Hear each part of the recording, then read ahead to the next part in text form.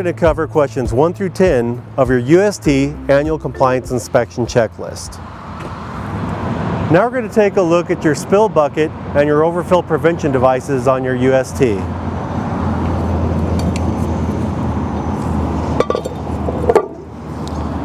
The first things you want to verify is that the color of your spill bucket lid matches the product that is in the tank that it's on. Also, that you have a product ID tag on the fill riser pipe that tells you what kind of product is inside the tank. You can have either or of these. If you use that ID tag that's on the fill pipe, that's substantial all by itself.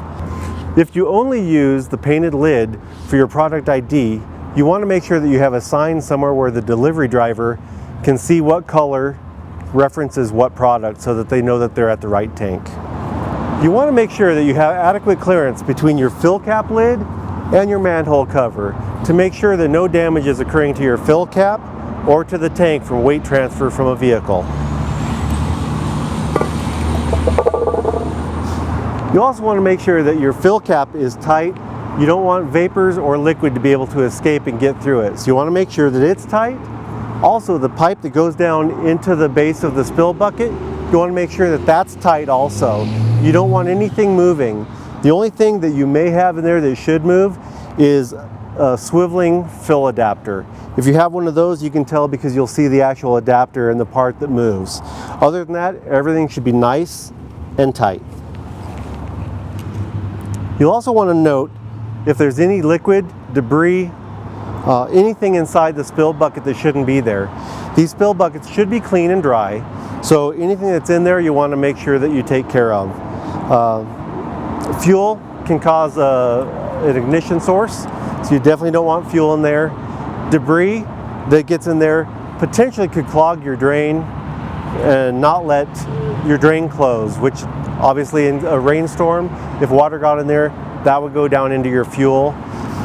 Also, those contaminants can get into your tank and contaminate your fuel.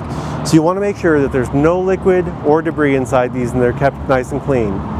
You also want to take a look and make sure that there's no damage. You want to look for any cracks, any holes, any damage that's inside these spill buckets that could potentially create a place for a fuel spill to get out into the environment.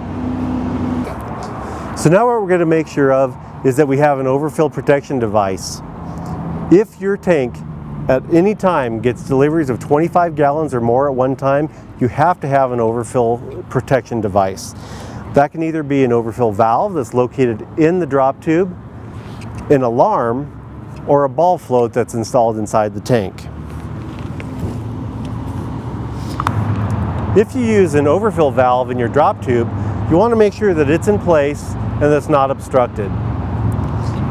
If you use an alarm, you want to make sure that it's somewhere near the tank to where the delivery driver can hear and or see it and respond to it so they can stop the delivery if it goes off.